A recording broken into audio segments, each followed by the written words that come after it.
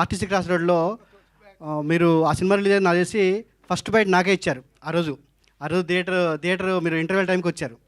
First byte తీసుకున్నా, గుర్తుంది ఆ విషయం.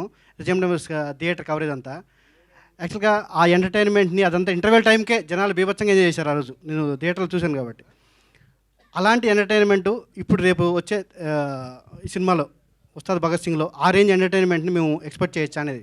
మీరు మళ్ళీ ఇంటర్వెల్కి వస్తాను నేను, మీకు అలా అనిపించింది అనుకోండి, అలా వచ్చిందని మళ్ళీ బయట తీసుకుందరు కానీ. అలాగే సార్ కొత్త వాళ్ళు ఎవరన్నా ఇంకోటి చిరంజీవి గారిని ఈ మధ్య మీరు ఒకటి యాడ్ డైరెక్ట్ చేశాను. అవునండి అవునండి. ఆయనతో సినిమా చేసే అవకాశం ఏమైనా ఉందా? ఖచ్చితంగా ఉంది. ఇందాకే చెప్పాను, అవకాశం ఆయన ఇవ్వాలని కోరుకుంటున్నాను. సినిమా చేయడం ఎవడన్నా ఉంటాడా అన్న? చిరంజీవి గారు అవకాశం చిరంజీవి గారు ఇంటర్వ్యూ అవకాశం వస్తే కాదన్న, చిరంజీవి ఇంటర్వ్యూ అవకాశం వస్తే చేస్తారా? బడ్జెట్గా మీకు ఫోన్ వస్తుంది, సార్ మీకు విఐపి బ్రేక్ తోమాల సేవ మిమ్మల్ని ముందు కూర్చోబెడతాం వస్తారా అని అడుగుతారు. ట్రైన్ దొరికితే ట్రైన్, బస్సు దొరికితే బస్సు, ఫ్లైట్ దొరికితే బస్సు, లేకపోతే నడుచు పరిగెత్తుకుంటే దర్శనం చేసుకుంటారు.